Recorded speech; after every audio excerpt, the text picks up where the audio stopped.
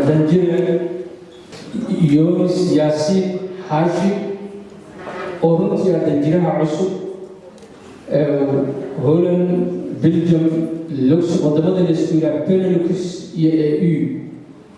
annagu waxaan leenahay runtii sidaad ogtihiin taariikh fiican inaan had iyo jeer aan la shaqeyno safaaraddeena oo mas'uul nooga ah dowladdeena wakiil nooga ah hadda ka hor sanado ka hor waxaan nala soo xiriiray Dr. Cali Faqi sidoo kale waxaan u sameynay xaflad aad wada ogtihiin oo community-ga isagoo isku barteen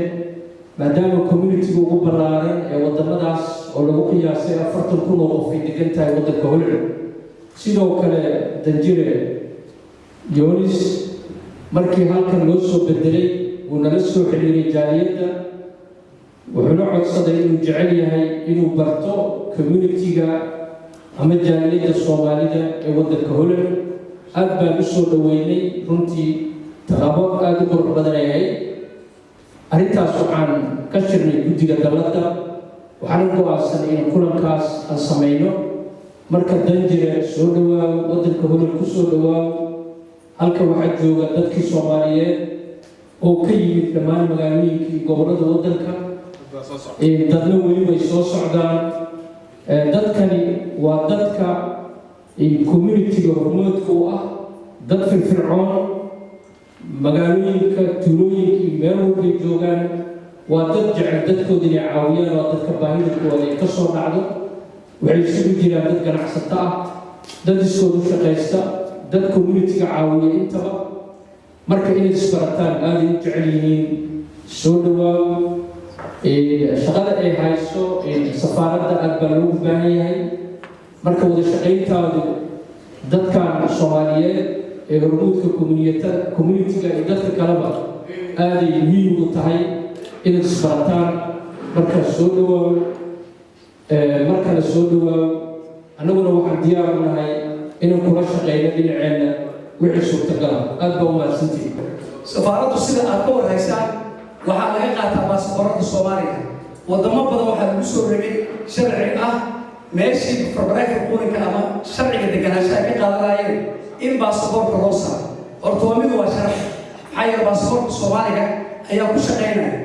laakiin marar badan markaan safaaradda tagno waxaan aragnaa ambassador dad ku jira feero badan ama habeenno badan u soo dhaxa waxaa ku jira hooyooyin waxay ka imaanayaan Norway Finland Sweden Holland waxaa laga yaabaa adoo jidka ku soo jira in safaaraddu ay tiraahdo iyagoo ka tahay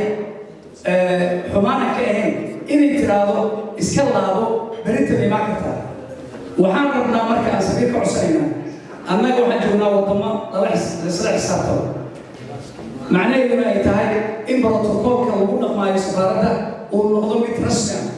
saacadda la imaanayo saacadda la xiraayo saacadda dadka loo qabanayo taas waa qadaar laga tahay sababtoo ah anigu waxaan ahay ka tirsan ururada hogaamiyadooda khaasatan shaqadeeda khaaska waxay tahay turjumaan marar badan ay dowladdu waxay codsanaysaa inaan tala ka bixino dadkaas inay caddeyn ka soo qaataan waddankooda marka ambassador Yonis waxaan leeyahay dadkaas ha loo fududeeyo maadaama ay magaca Soomaalida u dhibaataysan yihiin taas waa ku maasan tahay inaad qabanayso oo ognahay waxaa kaloo jira Soomaali badan ogriin ka soo gashay dagaalka ka soo qaxay sharciga wuxuu hadda Yuruub ka dhahay dadka xooti ma dadkii Soomaalida markay isdiibeen waxaa la yiri xooti laakiin waxay wataan baasaboor Soomaali ah oo ku dhufsan fiisihii ogriin macnaheedu waxa marka dhalashadii ma haystaan marka dadkaas ilaa iyo hadda waxaan rabnaa dowladda hore inaan kala hadalno haddii la intuusno annaga oo dowladda inaysan kooda xaajood doona midda oo waxaan gooni uga ammaanahay arrintii oo aniga khaasatan gooni ii taabatay oo tii Ukraina oo runtii wiil yar oo hadda ku soo jabay oo family ah aan hadda Holland noo soo galay kolay taas maxaa u maleeyaa runtii ay gunta doonto waana mudanahay waana qasab maaha baryo Holland waxa waaye waddankaas ayay deganaayeen dhib hadduu dhacayna ma aha baryo marka waa qasab ay ugu qaabili doonaan waaye xaqayna waaye kamana aamusin doono insha allah aniga marka baahiyi waxaan la qabaa dadkii sheegay laakiin shakhsiyan waajibkii aniga janaayo waa is aragnay maxaa dhihi jiray ii sheegay ambaashadoorka runtiina aniga in badan aan ku noqnoqdaa oo howlo aniga iyo khaas iyo howlo dad aniga aan macnaha aan ka wakiil ahay oo iyagana dhibaatooyin ka haysta ayaan dhowr jeer u tegay intii hore iyo hadda intuu yimid nasiib wanaag indhahaygaa lagu arkay isaga iyo shaqaalihiisa say hawsha u wadaan isula shaqeeyaan haddii aad fiirisid jaaliyadda soomaalida reer Holland waa jaaliyadaha ugu horumarsan markaan fiiriyo qurbaha sababta oo ah waa jaaliyad isku xiran waa jaaliyad close isku ah oo isku dhow waa jaaliyad mar walba iska warhaysa oo isku hiraysa runtii waa wax si khaas ah loogu ammaano ammaantaasna waxay kusoo biyushubanaysaa jaaliyadda hoggaankeeda haddii aad aragtid jaaliyad isku dhow ee isweeshanaysa oo iswalaalanaysa waxaa keenaya macnaha hoggaanka saxda ah ee meesha ka jira waxay qabaan jaaliyadda baahi kala duwan intaan baahida taabanin waxaan jeclaan lahaa inaan carabka ku dhufto jaaliyadda inay leedahay generation koowaad iyo labaad iyo midkii saddexaad oo hadda dhashay oo yimid aniga waxaa lagu tiriyaa generationka koowaad haddii aad fiirsid generationka koowaad waxaa moodaa integrationka waddankan siday ula qabsan lahaayeen inay dhibaato badan kala kulmeen oo ilaa iyo haddana ay dhibaato ka haysato haddii ay ahaan lahayd dhinaca shaqada deegaanka iyo waxbarashada waxaa ku soo raaca intaas macnaha sida carruurta loogu koriyo qurbaha oo iyadana runtii dhibaato badan ka taagan oo soomaalida waalidiintooda especially hooyooyinka ee aad uga cabaadaan generationka labaad waa carruurtii meeshan anagoo iyagoo yar aanu keennay ama meeshan ku dhashay haddii aad fiirsid generationkaasi waddankani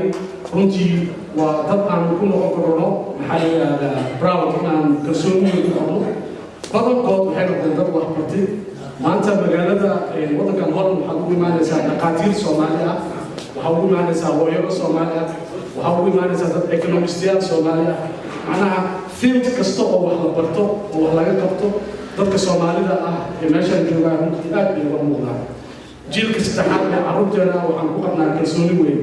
marka human capitalka markaa fiirsan dadka Soomaalida macnaha quwadooda iyo qiimaha ay leeyihiin wax la qiyaasi karo ma aha walaalkay nuune oo iga horreeyay wuxuu carabka ku dhuftay baahida xagga oo documentska oo Soomaalida haysata dowladda Holland waxaa wadaa documents idinka yimid oo aad soo saxiixdeen oo aad soo shacbadayseen inay dowladdan ku tiraahdo anaga ma aqoonsanin waxaan ka codsan lahaa maamulka cusub ee safaaradda iyo ambassadorka si khaas ah uga codsan lahaa shaqada ugu ballaaran ee aad qabanaysaan inay noqoto in documentska dadka aad siinaysaan ay noqdaan documents la aqoonsan yahay oo shaqaynaya si qofkii haddii wixii uu soo dhammaysto ay waddankan dalihii ugu xirnaa uu uga qaban karo intaas waxay iga tahay maxaa la yidhahdaa sharaxaad guud waxaan idiin rajaynayaa adiga iyo tiimkaaga guul baan idiin rajaynayaa ogow dadka Soomaalida hal dhaqan bay leeyihiin oo ah inay si fiican idiin eegi doonaan inay idin cabiri doonaan inay idin fiiri doonaan waxaan rajaynayaa sanadkan sanadkiisa ama 2 sano hadda kadib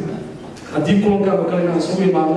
in aad noo taabataan oo la tusisaan wixii safaaradda ay ummadda u qabatay 2daasi sano ee la soo dhaafay waxaan maanta aad ugu faraxsanahay sharafta ee lagu soo dhaweeyo jaaliyadda Holland kulligeen waa idin salaamay waxaan aad iyo aad u salaamayaa safiirkeena Yonis waxaan ku maleynayaa safiir nooga fiican oo Yurub inuu noo imaan doono markii aan ku maleynahay anaa arkay anaa aqaano waa nin aad iyo aad safaaradda markaa ugu tagtaan idin soo dhaweynayo intaa ka arkay mar ma aha laba ma aha oo dad baasabooro loo suubinayo baasaboor oo maanta aad dalbanaysa beritan aad qaadanaysa noit midkasi ma fahanteen wuxuu kaloo ku fiican yahay soo dhaweynta markaa fadhiisanaayo maalintaa tagnay korar loo soo degto hoosoo lala joogay xakiiskiisa cabdaallaha haloo suubiyo waxyaalaha oo haddaa soo xasuusto aan isku oynaayo hal maalinta ugu horeysa wanaagsanay aad iyo aad aan baashkoorkeeda u mahadcelinaa intuu noo qabtay iyo intuu noo qaban doono waxaa ilaahay uga tuumayaa inuu ilaahay ka garab galo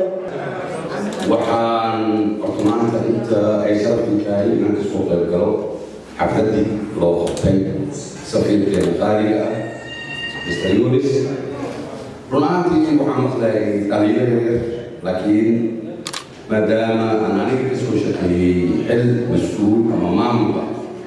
وعن أركان سفارة وقتي علاس عن آدي يرين أن يسافر كهيا شغال وطلع عليه تبرر إن يقبضها يمكن يقبضها من نفسه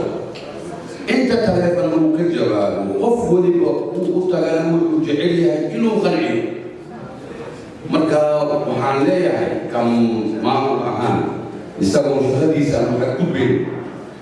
هدي اللي يكرو إن سفارة تذكر على شيء له وهو تذكر تجاي معامش مش تجاي أما بدناها كلام وإنه طرقات يستعمل أو الله ولا شقيا أو نقول بمركو تغيير إلى هذا الله الكريم وحيكم على إسلامه. أنا أقول هذا فريق اللي هو اللي وصل عليه عقبات كل كمية اللي وصل صفير صومالي ولا مشكلة أتكلمت صومالي لبعض الله كويسة waxyaabo badan baa loo kulmaysaa waxaa soo dhan inaad dulqaadato aad loo dhalafsan nin dabeecadiisu qaybsan tahay nin dabeecad fiican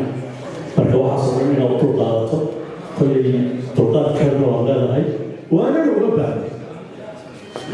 garab wanaagsan habeen wanaagsan ilaahay waxaan ku baryaa dalkeena inuu ilaahay noo hagaajiyo ilaahay jacaylka aan jirayno muturun allah ka dhiga Somali isjecel استقلنا لكن وسط حوالي عرفت عندك هذا من برا ومن جوا على مضى أنا كنت كلامي أنا كنت وسط واشلين لكن لا يمكن كبريا سنة سوء إيمانه أو حد ضد ولا هو إن هاي إن لا تهرب يشوف ورنا وبنتي بنتي قال ما بحوالي شوالي بحال هذا وعدت في فرعون وراء الشجاع وأنا هون وودك ومدة كبيرة يقول الآن راكب عالم بدنا نشكرها صدق صدق بقولها ورمنا يسويها لكن حصل حال كسيبنا أحسن إن هذا شجاع ووالله وأسطول وأسطول حريصه لكن هذه أنا همارتي سنة هذا ما هذا عربي أسوقتي أو معناها أنا قلنا مع كذا بناء كذا لكن نص سنة أو بدك ما تكون بحاجة عن سؤال الوالد سفيرك قال هذا أنا ولا أرتيست هاي معلم فرسخن مركا وحاولوا وحيد جالي الصومالي اللي يجمع هاي عن غير يعني مركا حاولوا إلهي نبدي يوم runtii aniga habbigiina ama hobkiina waa inaan orodnaan furno laakiin haddii si loo fiirinayo waddanka soomaaliya waxaan noqon karnaa safiir matalaayo maadaama aan wadamo kala duwan iyo dalada kala duwan aan ka ordayno oo aan ka qaybgalayno calankiina aan geynayno marka intaasaan kasoo gudbo madaxdiinta waxaan leeyahay waa markii labaad ama markii saddexaad qof madaxa oo soomaaliya madaxka aan la kulmaayo safiirka igu fadhiya soomaaliya barasho wanaagsan ayadoo maanta oo soo dhaweynayay anoo maanta soo dhaweynay marka waxaan rabaa inaan wixii laga hadlaa waa ka hadlay safiirka rabaa inaan hadal oo aan ka soo bartay tarsan intaana ku nuwaay maalmihii intaan soo bixin xafiis walba oo dowladeed dad baa ka shaqeeya oo madax ka ah oo ka hooseeya madaxda safiirka oo kale ka hooseeyo marka tarsan waxaan ku bartay ama aan ka soo arkay markuu qolkiisa gaarka fadhiya ofiskiisa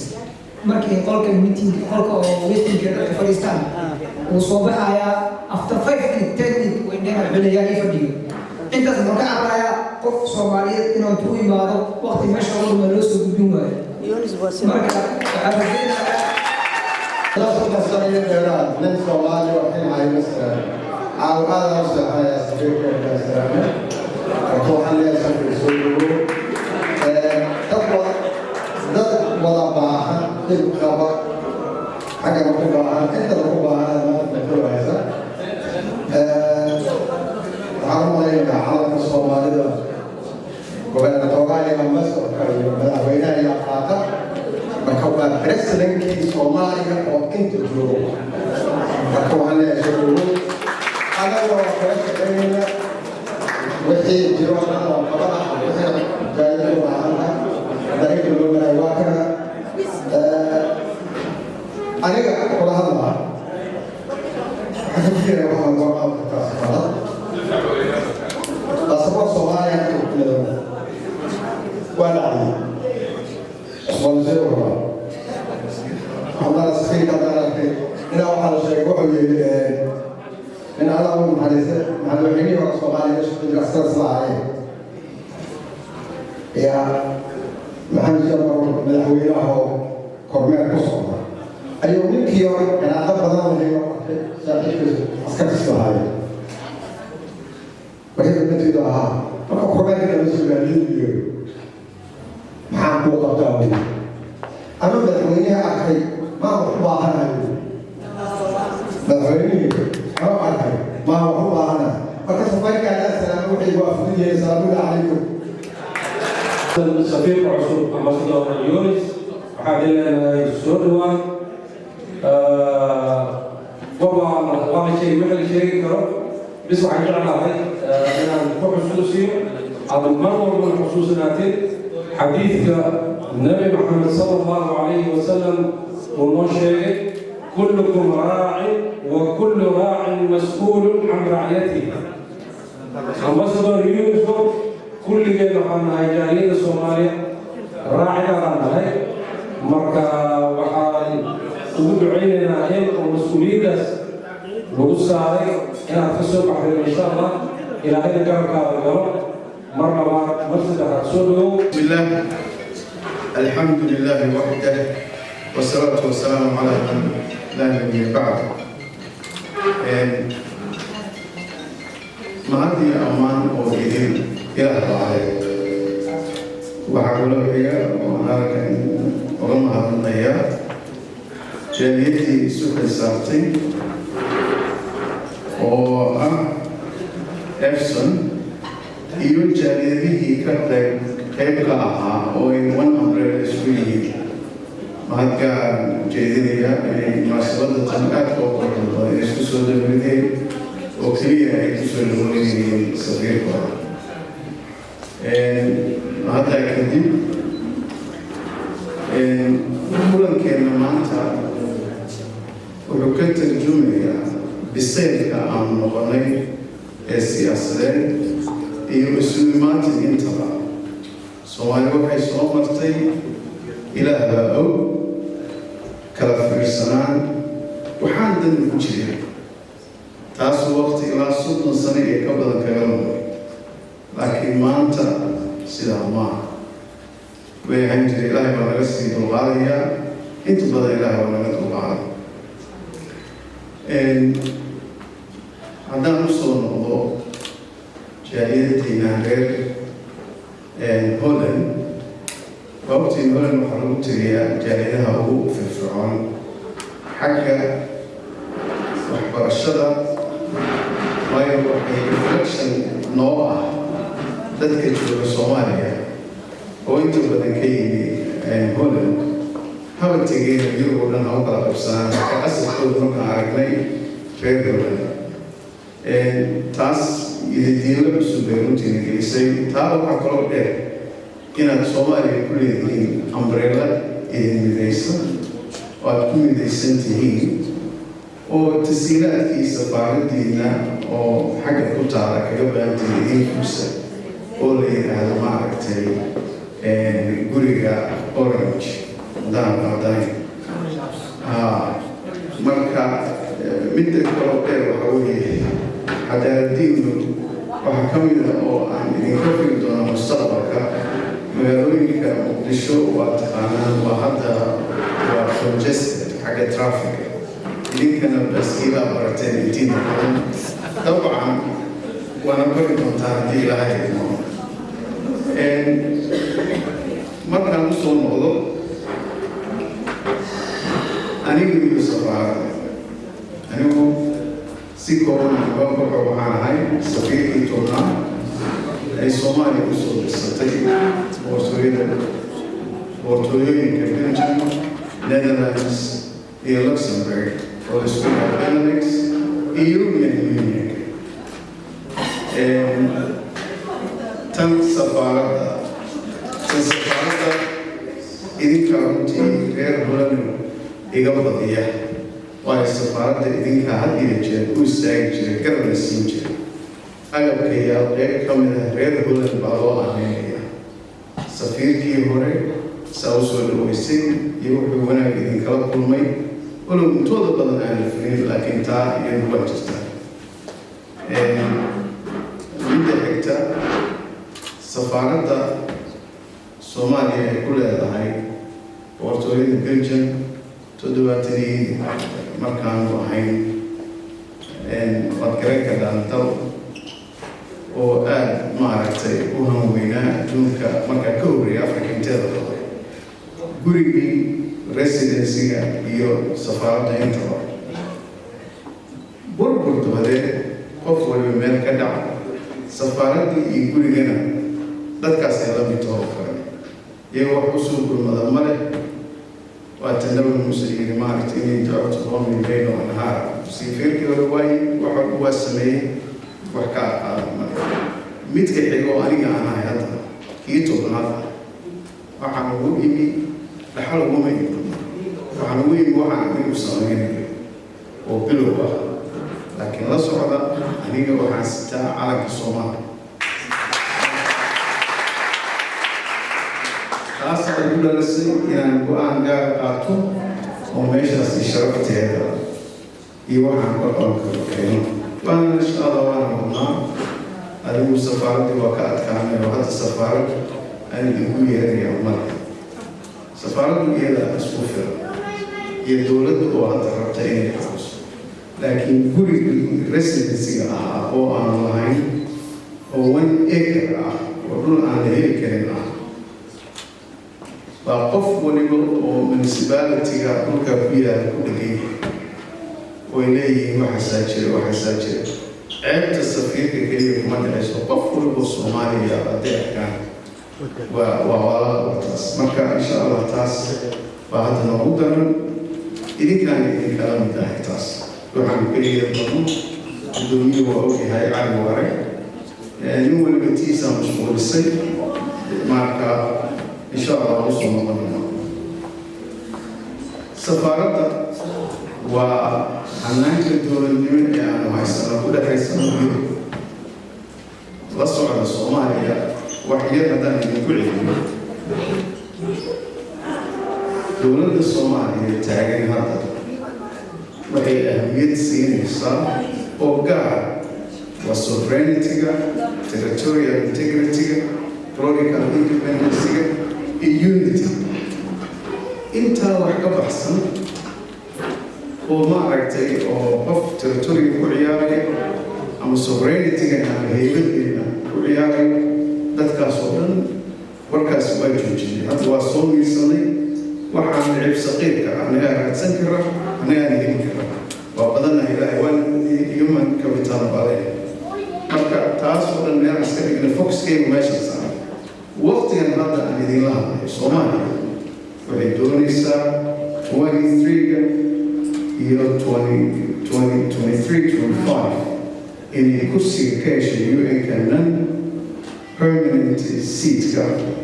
oo 2-year-ka inay heshay loogan waxaan ku jiraa oo ah dowlad waliba warwaakaas waxaan idin tari karo waxaan idin siin karo oo siyaasadaan waa sameynay marka taas waxay ku tusaysaa talaabada midda kale AMISOM mandate-keedu waxaan mandate-kan aad idinku meesha ku joogteen aad baa u mahadsantihiin dhiig waa ku daas walaalihii Soomaaliya waa ku daas mandate waa bedelayna mandate cusub oo aad qayb ka tihiin maaragtaan waxaan ciidana meesha anaga bedelay taana waxay ku tusaysaa oo daliil cad ku tahay Soomaaliya inay soo jeedsay midda saddexaad reeraygu anigu hadda joogo aan Soomaaliya la matalo iyana waxaa la soo gaaray xilligii badda ilaalinteeda waa wararsaneen waxaa badeed jin balaayo hebloy meel ka dhaca hadda waa soo maysa waxaan u sheegay ku wargelinay wixii maaragtay license ah in baddaan la soo maray iyo la sii maray iyo la ilaaliyo annaga bixina maxaa ku iyana waxay yidhaahdeen UN-kaas marka waxay taas midna dilin u tahay Soomaaliya ay soo jeesatay annaga aan bixinayno gacanta haddaan jidana waajib haddaan bixinayno marka taas waxay tusaysaa Soomaaliya hore u arki jireen maaha waa mid soo jeesatay human capital dalta marka haddaan usoo jeesto arrinteena gaarkeed oo ah waxaan dhageystay mid aan soo garaamin lahaa institutionka ah halkan ku leeyihiin oo ah safaaradda waad aragteen qaybtii libaaxa ahayd ee ka qaadatay badbaadintii samata bixintii ummaddii soomaaliyeed ee ka soo baxday ukraine dhibta markay dhacday aniga maaha shaqsiyan yonis maaha ee waa calankaas isagana ku hadlaa sida uu yahan ugu hadlaa anagoo ka duulayn afartii astaanaan idin sheegna heybadiyada madax banaaniyadayada iyo midnimadayada wax oo maaragtay u dhexeeyo oo ka hadal ah maba ka gala haddii wixii ka dambeeya marka taasna intaas iga waxay marka dad badan baa hadlay dadna waa soo dhaweeyey dadna horta insha allah markaan weynaada waxaan maraynay fanaan maaragtay cabdi cabdulqaadir iyo maxamed weero haddii ilaahay minaa iyado barto abuukar aad u mahadsan tahay hadalkii garagelinta iyo midnimada abuukar banaankan isku aragna waxaan ihi abuukarow meeshan waa ku khariiftay dadkan aan dhex gashay soomaaliya waa umaysa iska marka abuukar aad baan kaaga mahadiyaya cabdiqaadir nuune cabdiqaadirow iyo waxaan u malaynayaa isku afkaar ahaa haddaan qaldina ruqaya xuseen cabdiqaadir aad baad u mahadsan tahay waxaan maqli jira hadda magacadiyo saxa ma hayo laba ninoo baarlamaanka soomaaliya ku jiri jirtay oo aada isu necbaa baa mid baa hurday markaasa midkuu necbaa wuxuu yidhi meel heblaayo ceelka iyo waxaa iyo projectiga meesha hala geeyey ninkaa hurday meeshiisu hala geeyey kii baa soo baraabiya hadlayo ninkaa hebel war waa beentis war ninkaa marka horta tiyo kala hadda anagu hadda waxaan samaynay bilow baan gada bilow horta qof soomaaliya muwaadina oo halkaas ku dhibtoon doona ma jirto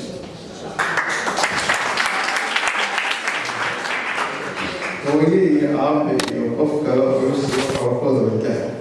inta badan waxaan isku taxruujinaa inay dadka culus ama dadka ay meesha imaan marka laga reebo baasaboorkana insha allah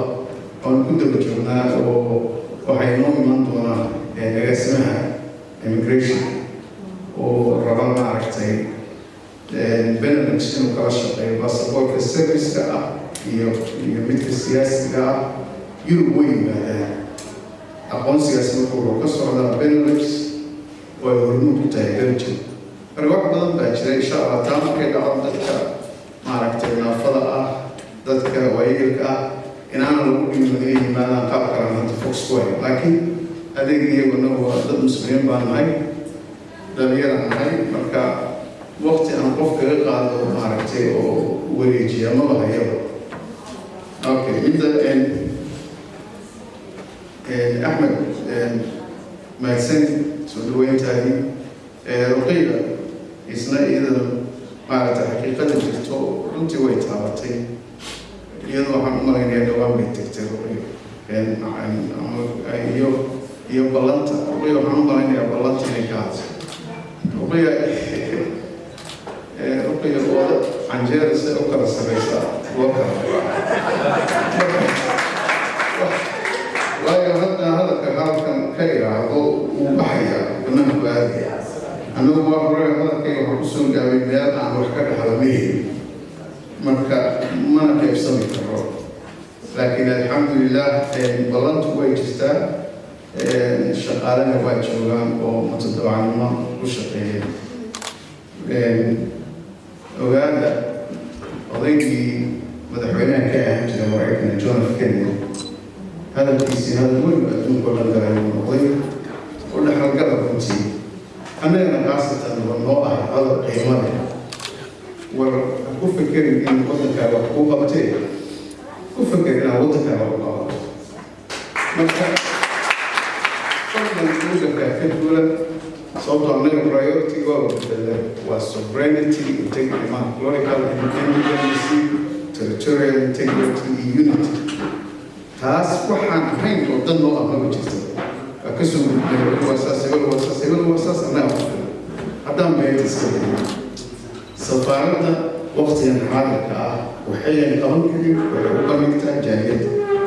jaaliyadda Belgium sida idinku organizer u tihiin uma aha idinku jaaliyado laatiin iyo umbrella jirta weli iyagu ma aha ahmiyad gaar iyagu insha allah siin doonaa sababtoo ah adduunyada isbedesha mararka waxaa ku arkaysaa wasaaradda arrimaha dibadda iyo iskaashiga caalamiga waxaan dhihi lahaa iyo jaaliyadaha dibadda annaga teedii hadda waxaan ka dhignay waaxid baan keenay oo jaaliyadda Soomaaliya marka anaa laga fadhiyaa sida jaaliyadda wanaag isugu dabalin lahaa waddankooda ku xiray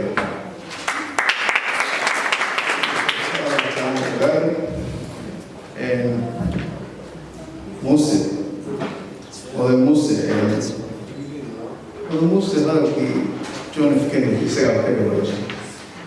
safiir oo dhashaa baahi badan iyo dad badan oo baahi ah iyo wixii baa kusoo dhexyaacay marka qaylidii inta waddankiina la aadi lahayd idinku waxaa waddankiina ka dulqaada oo sharaf raadinaya karaamo raadinaya qeyba ka noqonaya waddankiina jidka lagu hayo aniga waqtigan xaaladka marka la magacaabay kambaliyada Belgium ka jira oo weydin iyo dowladda Belgium safiir baa yimid markay dowladda ku noolahay waa taqaana waa capital Soma kambani walba dowladda waa ka madaxbanaahay Soma kambani walba dusha naga soo qoro leeyahay taas waxaan sheegi kara ma marka waa kula qabaa ilaahay khayr ha ku siiyo oday Muuse Axmed Shariif aad baa ugu mahadsan tahay soo dhaweyntaada diiran canab sidoo kale oo Belgium ka tegay abaayos mahadsan calimudi waxaan malaynayaa calimudi aad baa ugu mahadsan tahay waqtooda shaqaale waa joogaan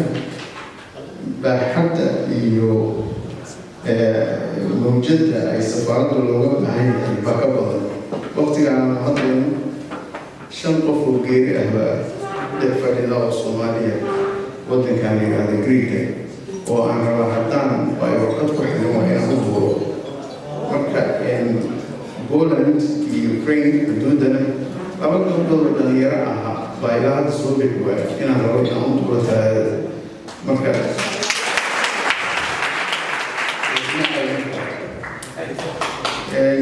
maad aad baa u mahadsantahay maad cali u keenay soo dhaweyntaada diray waa dheere sidoo kale marka aniga waxaa keliya dardaaran iga ah dan jiri waa taqaano wax kale ma hayo taa Soomaaliya intaan aniga joogo adoo qofka yimaada yarkada laakiin hadda aniga intaan joogo xaggaan u geeyay badlanteeda waxaan dan noo ah waan idinka dardaaramaya haddii ilaahay ugu ilhaamiyo dardaaranka isaga ah institutionskii aan ku lahayn Yurub dhexdeeda oo ahayd safaarad weyn iyo deegaan weynaaday inay u soo jeesataan waxyaabaha yararka warqad iyo waraalo qoray iyo warqad baa la diiday balanta baxsana ay kaga filan mar dambe ma maqli doontaa laakiin waxa ugu muhiimsan sharaftii iyo karaamadii waxay ku jirtaa in dariskii iyo dowladdii aan aniga martida u ahaa aan ka wada hadli lahayn xiriirkii labada dal iyo wixii ka dambeeyey haddaan marka wada hadlayno geedaha gurigiinibaa guriga intuu soo galay cudurro qaaday dariskii baa qaylinaya anigu xaggee nimankaa kulata marka taas idinka ku filan duniya caalamka u sheegay in dhalinyaro laga socdo diibaan la yidhaahdana isaga injineer runtii safaaradda isaga iyo reerkiisa iyo aabihii iyo qayb ka dhisay haddana qaybta kale gacanta ku hayo waxaas safaaradda baasaboorkiga ka qaaday lixdan konton ay ku leedahay buu ka dhisaa safaaradda buuqda idin weydiinaya imada safaaradda kan ka dhisa taas anaa ka dhaarta waxaan kusoo noqonay ilaah dalbad waxaad igala hadlaysaan kusoo noqon marka aniga isma qaybin karo laakiin qayb baa idin kala noqonaya waxiina marka insha allah taas ku daara liibaanna waxay u idinka tataabanaya dhibta jirta darteed waxaan maqli jiray sheeko oo soomaaliya waagiga ardada iskuulka elementary ah maaqaan dugsiga hoose dugsiga dhexdiiba maaha warsama beenaada leeyahay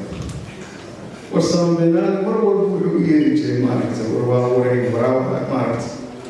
xoolihii soo galay kaalay soo baxay markii la yimaado waraawaraa waa idin ku ciyaari marka hadda safiiradii warsamoo kale noqday laakiin warsama markii ay dhaftu dhacday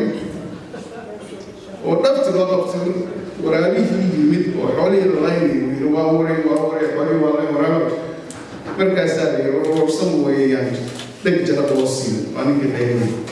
warsama laksaa lama hayo dhulku ku raftay way aro dhulku ku rafanayo ni aragteen gama sheegtay markaa tiyan lama haysaa usoo istaagay insha allah isu xilqaamo liibaan taleexi baa la yidhaahdaa isagaan insha allah idiin faahfaahin wixii tiknikaaliga dhankayga marka noqoto diyaar baan idiin nahay gacmo furan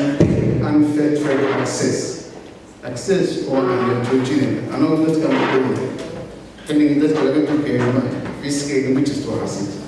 qof ku fikiraya kama shaqayn kara intaa ayuu jiro marka insha allah taas ku talagala dantiina maahay wax kala dadkaan moodo dhammaan dadweynaha halkan wada fadhiyo iyo waxaa insha allah maqli doona iyo videoga ka maqli doona iyo ka dhegeysan doona waxaan aad iyo aad ugu faraxsanahay jaaliyadda dalada jaaliyadda Holland aniga oo aan ka hadlayo Belgium waxaana dhalinyarada oo Belgium joogto oo isxilqaan magaceeda isxilqaan ku ordayo oo anigoo hadda ku mashquulsanahay jaaliyad weyn aan sameyno oo aan wada kacno oo aan guriga iyo hawleheeda oo dhan aan u kacno haddana waxaan ku mashquulsanahay xagga safaaradda laakiin hawshaan insha allah markaan ka dhiganaynaa laakiin arrinta ugu muhiimsan oo hadda hor taagan waxa weeyaan projectorka guriga in aan fulino oo aan ku guulaysano oo ilaahay subxaana wa tacaala nala garab qabto gurigu wuxuu ka kooban yahay saddex qeybood markaa qaybta ugu horeyso waxa weeyaan dhirtan baxday oo aad iyo aad u baxday oo qofkii dhex maro oo ku dhex lumaya marka waxaan annaga go-aansanay oo aniga shaqsigay go-aansaday oo injineernimo ku shaqaysto waxaan go-aansanay in aan guriga u istaago aan badbaadiyo oo aan wixii loo baahan yahay oo dhan aan ka wada qabanno marka horta sheekada kuwaad ugu horeyso oo hortaalo waxa weeyaan hawshan qashinka iyo dhirta dhex taalo inaan meesha ka gurno oo aan badbaadino marka aniga waxaan go-aansaday in aan jaaliyadda aan wada shaqeyn sameyno dalada jaaliyadda guddiga iska xilqaama aan guddiga iyo aniga wada shaqeyno in haddii aan la yidhaahdo iyo guddi Belgium joogo oo hadda aan ku mashquulsanahay marka waxaan intaasaan kusoo koobayaa inaan insha allah subxaana wa tacaala in aan ilaahay ka barino oo dhammaanteen oo dhan aan ku wada guulaysano hawshan asalaamu calaykum waraxmatullahi wabarakaatu aniga shakhsiyan si gooni ka taabatay sababta waxaa laga hadlayaa Soomaaliya marka kollayba generationka dadka waaweyn halkan jooga way la socdaan Soomaaliya waa wadankan ku dhalanay kusoo kornay oo mataqaanaa oo barasho macnaha free ah iyo mataqaanaa waxyaabo badan oo aan ka soo helnay oo hadda macnaha noo noqotay asaas inaan meeshaan la qabsan karno marka taas ayaa la imaanay sababtoo ah waxa waaye waa wadankii boosku ku jira oo kale waalid oo kale marka taas waa muhiim marka in taas xoogga la saaro safaaradii iyo geedaheedii iyo waxeedii marka waxa waaye taas insha allah kale inaan ka gamo marka aad baa maashatiin idinkana kasoo qaybgalkiina ambassadorka isaga waxa waaye mar labaad masjid halena kusoo dhawo wadanka